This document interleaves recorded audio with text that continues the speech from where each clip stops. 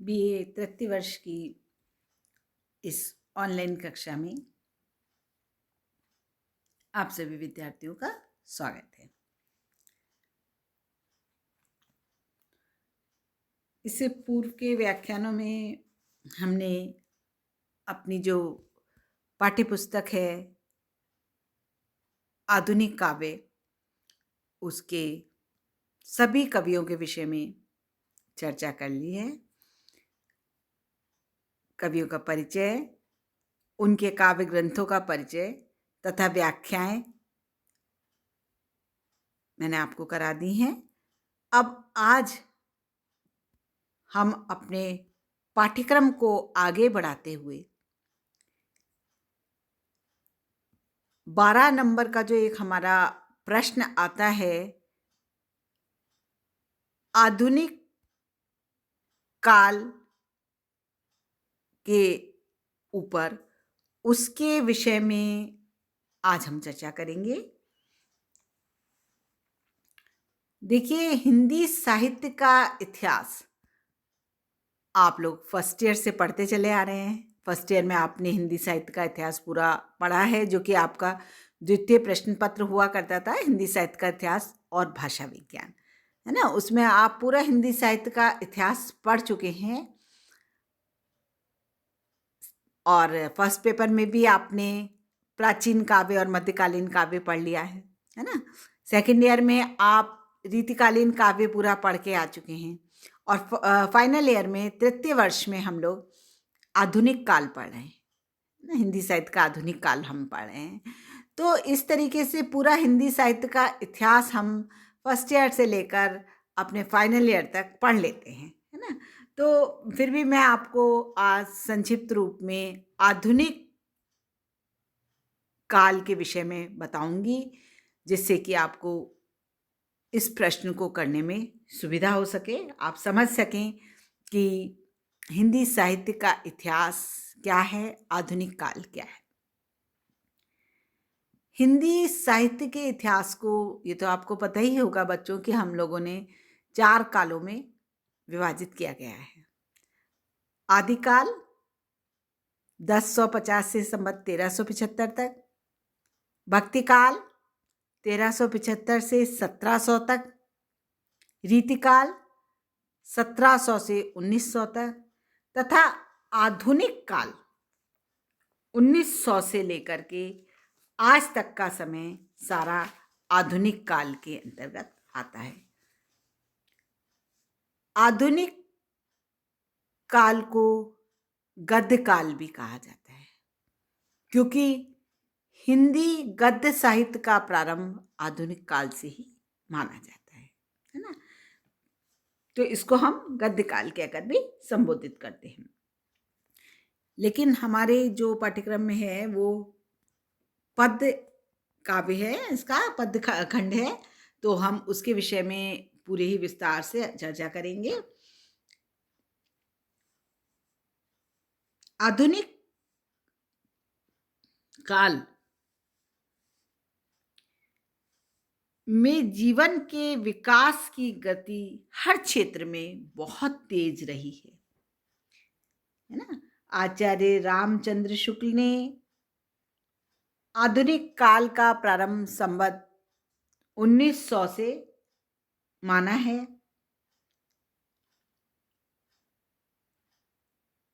इस काल में जो साहित्य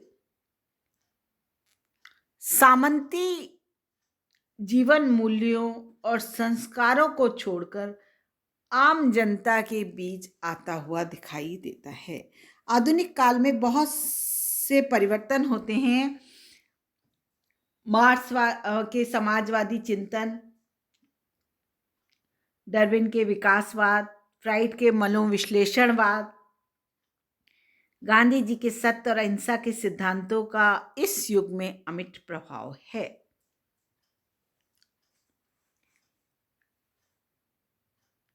इस काल में धर्म के स्थान पर विज्ञान, आस्था के स्थान पर तर्क, ईश्वर या उसके अवतारों के स्थान पर मनुष्यों को महत्व दिया गया है। और आधुनिक काल में बच्चों नए नए अनुसंधानों और खोजों पर बल दिया गया है। जीवन के हर क्षेत्र में वैज्ञानिक दृष्टि का प्रवेश इस काल में दिखाई देता है। इसलिए साहित्य के क्षेत्र में आधुनिक युग में गद्य के आविष्कार ने कविता को भी गद्य में बनाया है। आधुनिक काल में कविता का कथ्य तथा शिल्प के स्तर पर वैविध्यपूर्ण विकास हुआ है। इस काल की भाषा मुख्य रूप से खड़ी बोली हिंदी है। राष्ट्रीय भावनाओं की अभिव्यक्ति के साथ इस काल में जीवन के विविध रंगों को खड़ी बोली ने जिस लालित्य और कलात्मकता के साथ व्यक्त किया है, वो आधुनिक काल की एक श्रेष्ठ उपलब्धि है। इस तरीके से आधुनिक काल बहुत समृद्ध है और हिंदी कविता विश्व की श्रेष्ठतम कविता के स्तर पर इसमें हिंदी कविता की रचना की गई है। आधुनिक काल के ऊपर जो ये आरोप लगता है कि गद्यमयी कविता है, तो वैसे भी गद्य साहित्य का प्रारंभ ही इस काल में हुआ है। मैंने आपको शुरू में बताया था। तो अतुकांत और गद्यमयी कविता का भी इसमें इस काल में ही प्रारंभ हुआ है। बहुत सारे आधुनिक काल के कवि हैं बच्चों, जिनके विषय में मैं आपको बताऊंगी। मुख्य मुख्य नाम तो आपने सुने ही होंगे, पंत, प्रसाद, निराला, महादेवी, भारतेंदु द्विवेदी, है ना। और भी अपने कवि हैं, देखिए अज्ञे हैं, नागार्जुन हैं, रघुवीर सहाय हैं, धूमिल हैं, जिनकी कविताएं आप पढ़ रहे हैं। धर्मवीर भारती हैं, है ना। दिनकर हैं, रामधारी सिंह दिनकर हैं, मैथिली शरण गुप्त है राष्ट्रीय कवि। तो ये सब कवि आधुनिक काल के मुख्य मुख्य कवि हैं जिनका वर्णन किया गया है। आधुनिक काल में अब कोई भी काल का जब हम वर्णन करते हैं, किसी भी काल के विषय में जब हम जानते हैं बच्चों, तो हमें थोड़ा सा संक्षिप्त रूप में उस काल की परिस्थितियों को भी समझना आवश्यक हो जाता है कि क्योंकि निश्चित रूप से जो परिवेश होता है, जो परिस्थितियां होती हैं, उसका साहित्य पर भी प्रभाव पड़ता है ना। तो राजनीतिक दृष्टि से, सामाजिक दृष्टि से, धार्मिक दृष्टि से उस काल में क्या परिस्थितियां थीं, कैसा परिवेश था, कैसा वातावरण था, उसके विषय में भी हमें संक्षिप्त से रूप में थोड़ी सी जानकारी होना बहुत आवश्यक है। वही मैं आपको संक्षिप्त रूप में बताती हूँ कि राजनीतिक दृष्टि से आधुनिक युग में महत्वपूर्ण परिवर्तन हुए हैं।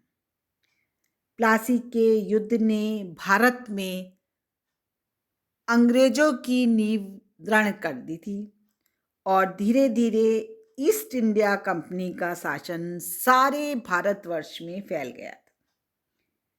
अंग्रेजों की शोषणपूर्ण नीति, दमन चक्र और साम्राज्यवादी नजरिए के खिलाफ सन 1857 में पहला स्वतंत्रता संग्राम हुआ था। इस संग्राम में भारतीय सामंतों के साथ हिंदू मुस्लिम जनता ने भी भाग लिया था और इसमें अंग्रेजी सरकार ने किसी तरह दबा दिया, किंतु यह सुप्त ज्वालामुखी था जो भारतीय जनमानस में भीतर ही भीतर सुलग रहा था। इस संग्राम को अंग्रेजी सरकार ने दबाने का प्रयास किया, परंतु भारतीयों के हृदय में भीतर भीतर सुलग रहा था। तो फिर धीरे धीरे नेशनल कांग्रेस की स्थापना हुई और धीरे धीरे यह आंदोलन जो था कि तेज हुआ और इसका साहित्य के ऊपर प्रभाव पड़ा। सामाजिक और धार्मिक रूप से भी यह युग एक नई चेतना का युग है।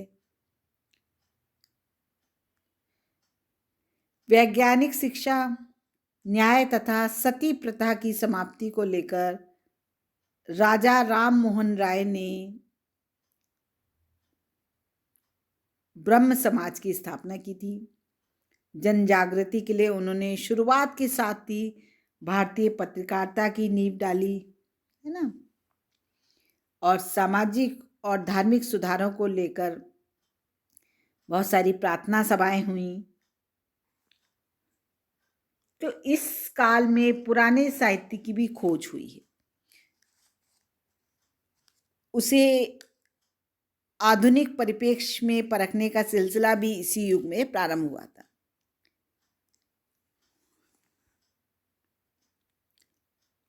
अंग्रेजों के शासनकाल में भारत में व्यापक परिवर्तन हुए थे और यही तथा यहाँ का बहुमुखी विकास एक नई दिशा में हुआ था। तो हलचल के इस युग में हिंदी साहित्य का विकास भी सर्वथा नई दृष्टि से हुआ तथा पाश्चात्य आधुनिकता ने हिंदी साहित्य को प्रभावित किया, है ना। पाश्चात्य आधुनिकता का भी प्रभाव साहित्य के ऊपर पड़ा।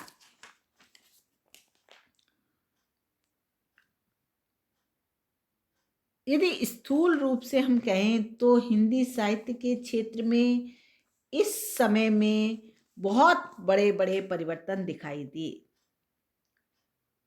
है ना। हिंदी में गद्य लेखन की परंपरा का विकास हुआ और अभिव्यक्ति के लिए ब्रजभाषा के स्थान पर खड़ी बोली की स्थापना की गई, है ना। तो आधुनिक काल में आपने संक्षिप्त रूप में पढ़ा कि क्या क्या परिस्थितियां हुई। साहित्य के उद्देश्य को लेकर भी दो विरोधी धाराएं थी इस युग में। एक धारणा के अनुसार साहित्य मनोरंजन का साधन था और दूसरी के अनुसार ज्ञान विज्ञान का साधन था, है ना। पहली धारणा को मानने वाले साहित्य में चमत्कार, रस, छंद और अलंकारों को महत्व देते थे। ये साहित्य को जीवन से काटकर देखते थे। और दूसरी परंपरा उन साहित्यकारों की थी जो साहित्य को ज्ञान प्राप्ति का साधन मानते थे। साहित्य से मनुष्य भाव की रक्षा होती है, मनुष्य की रुचियों का परिष्कार होता है तथा साहित्य मनुष्य को संस्कारशील बनाता है।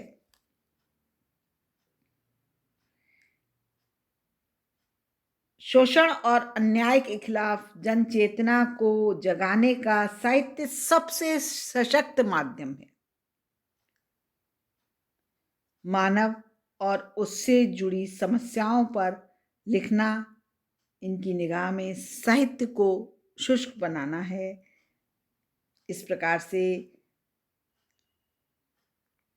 भारतेंदु जी जो थे वो इन दो साहित्यिक धाराओं के बीच में खड़े थे। उन्होंने पहली धारा को छोड़कर दूसरी धारा का नेतृत्व किया था, है ना। तो मोटे तौर पे हम ये कहेंगे कि हिंदी साहित्य के आधुनिक काल के विकास को, क्योंकि आधुनिक काल बहुत लंबा है, 1900 से लेकर के आज तक का समय सारा हम आधुनिक काल के अंतर्गत मानते हैं। तो इसके विकास को हम कुछ मुख्य काव्य धाराओं में रखकर देख सकते हैं, है ना। देखिए कौन कौन सी काव्य धाराएं हैं। पहला है भारतेंदु योग, दूसरा है द्विवेदी योग, उसके बाद है छायावादी युग, उसके बाद प्रगतिवादी युग, उसके बाद है प्रयोगवादी युग और उसके उपरांत नई कविता का युग आता है ना। तो मैं संक्षिप्त रूप में आपको समझाऊंगी कि बहुत छोटे रूप में कि भारतेंदु युग कौन सा था, भारतेंदु युग में कौन कौन प्रमुख कवि हुए हैं, द्विवेदी युग के कौन कवि हुए हैं, छायावादी युग क्या है, छायावाद के प्रमुख कवि कौन है, प्रगतिवाद क्या है, प्रयोगवाद क्या है और नई कविता क्या है ना। तो ये हम लोग अगले व्याख्यान में इसको आगे कंटिन्यू करेंगे। आज का व्याख्यान यहीं समाप्त करते हैं बच्चों। धन्यवाद।